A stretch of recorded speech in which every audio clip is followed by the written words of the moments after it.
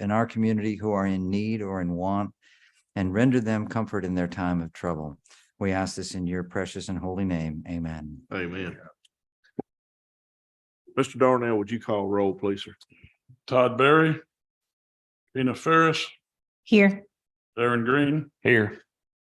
Todd Lindsay, Robert Qualls, Here. Tommy Brown, Here. Jeff Chase, Shane Chandler, Here. Gary Peeler, Christy Sullivan, Patrick Reagan, Robert Comer. Here. Chairman, we do have a quorum. Thank you. At this time, I'd like to recognize District 4, Todd Lindsay's a new member, and District 11, Patrick Reagan. So we have a full commission board now, Yes, other than one absent. yes. All right.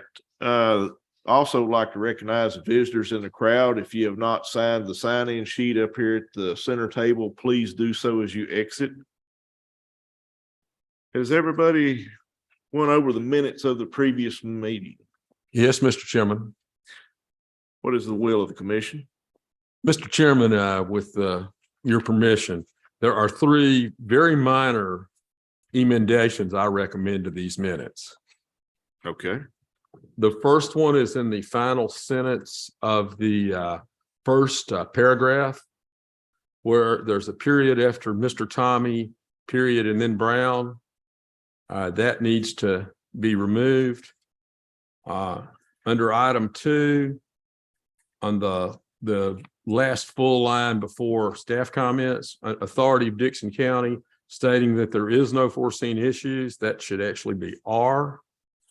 And the first word on the second page, agreeance, should actually be agreement. And if there are any other errors of grammatical or spelling, I did not detect them. And I would move that the minutes be approved of those very minor emendations. Second.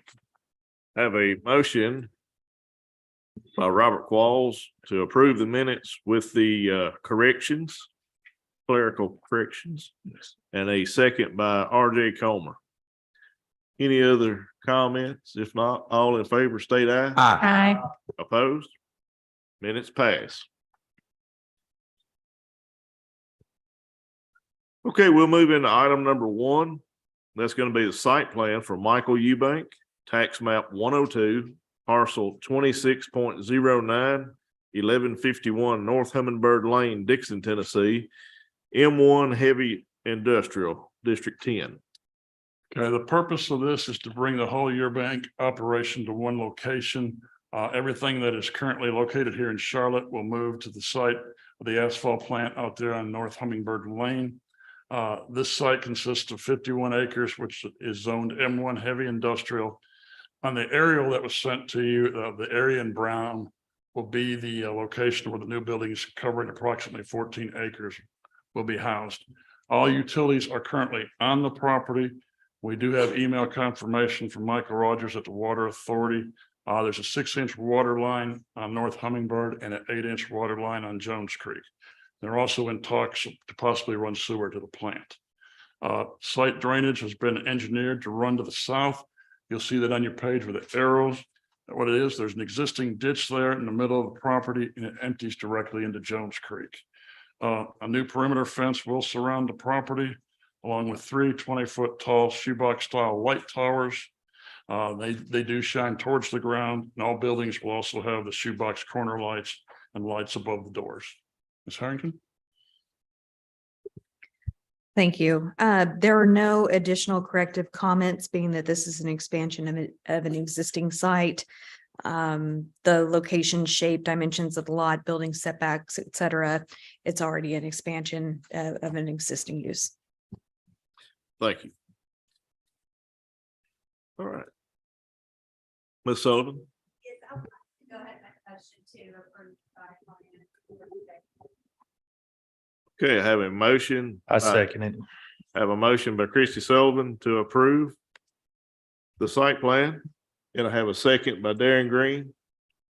Any further discussion? I'd just like to say, in the absence of our distinguished colleague from the first district, that this will really benefit the first district because it will vacate some land that's right prime commercial land right in the middle of this town. And that will be a boon in the long term. And I think for his benefit and that of the county, his consolidation of operations over there on Jones's Creek Road, just a little ways west of me, is going to be a boon for the county and traffic. And it's just going to be this is a no lose, all win situation, in my opinion, Mr. Chairman. I certainly urge the commission to approve this. I agree.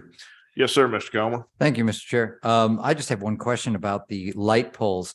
The section 3.140A2 limits light pole height to 22 feet unless it's an expansion of existing use and it matches the existing light poles. So my question is, are in the site plan, which by the way is excellent, and I really appreciate getting a site plan that's complete and compliance with the code. But my question is, do we have existing light poles that are up to 40 feet on the existing site to justify the 40 feet on the new site? No, they're 20 foot tall. So are the light poles going to be 20 feet or more? 20 foot. Okay, they're going to be 20 feet. Yeah. Thank you very There much. should be a note on there that shows. I had to break out my Yeah, magnifying lens from my I- unabridged Oxford English Dictionary to read this. You know, Yes. all Yeah. right. If they're not going to go to 40 feet, I'm No, good. they're 20 foot. Thanks. Yes, a question. sir. Considering all the additional traffic that will be in this area, has any kind of traffic study been done? There will be less traffic because you're not having to run from Charlotte to Dickson each day and Dickson to Charlotte each night. So they'll be exactly the same or less. Okay, thank you. Any further discussion? If not, all in favor state aye. Aye. Opposed? Passes. We'll go on item number 2, which is site plan for Selective Solutions Agent for vertical bridges. The tax map 32, parcel 25.01, 443 Sladenwood Road, Van Leer, Tennessee, A1 Agriculture, 3rd District. Okay, the purpose of this site plan is to build a new telecommunication tower. This falls under the zoning resolution, section 4.170, standards for telecommunication antennas and towers. If you've ever been out to this area, you will see that both cell phone service and internet in the northwest corner of the county is pretty much non-existent. Hopefully this will help with that problem. Ms. Harrington? I'd like to also just state that the Dickson County Board of Zoning Appeals approved the special Yes, condition They did. February It's 27th. classified as a secondary utility because our books were written before we had cell towers. Yes. Yeah. I have conducted a review of the site plan. It appears to meet the requirements. And Mr. Darnell says that the lease and all of that. We do have a information is good. copy of the lease agreement. We didn't send it out to everybody because it was 33 pages long, but we do have a copy here if anybody wants to read it. Well, I'm sure previously living close to that area, people will appreciate this. Absolutely. Yes. There are no outstanding comments. Yes. Yes, sir, Mr. Chase. Will the name of this company again is? I cannot remember the name. It's right here. Yeah. Will they offer lease space of antennas to every carrier? I believe we have a representative. I believe that is going to be the case. Yes. Yes, sir. Okay, Vertical Bridge they're a vertical real estate company. Their goal is to try and get everyone on that tower. okay. Because if you go up there and you have lousy AT&T or Right, which whatever is pretty service, common. and they They don't usually have have- their stuff up Yeah. there. Most of them have a bank of at least 8 towers that they're. Yeah. for. Okay, thank you. All right, Mr. Green, is I approve these plans. that a motion? We need it. Would you just say that you? Just you recognize your district. Yeah. Okay, have a proper motion by Darren Green for the approval of item number 2. I will gladly second that, Mr. Chair. Have a second by Robert Qualls. Any further discussion? Yes, sir, Mr. Collins. Thank you, Mr. Chair. 2 things. One is I think the site plan is excellent, and I think that providing the service to this area of the community is important. However, I would just want to check a couple of things. The amount of service providers that could be on this antenna, if I read the application correctly, is 3. Is that correct, sir? That is what the tower is being engineered. Could it be expanded at some later point to include more? Yes. Okay, great. Secondly, section 4.170 E3 F and G strangely require landscaping on the chain link fence. In this particular area, I'm inclined to ignore that, but what do you have in mind for that? Our current plan is the landscape as required. Yeah. 2 people a year will see it. Yeah, exactly. Board would allow us to negate that. A landscaping, it would be much appreciated. Given the area it's in, I'm inclined to ignore that requirement. Do we need to make that as an amendment to the motion, Mr. Chairman? Because I agree with the applicant and Mr. Comer that given the nature of where this is, that's not what was anticipated when that was drawn up.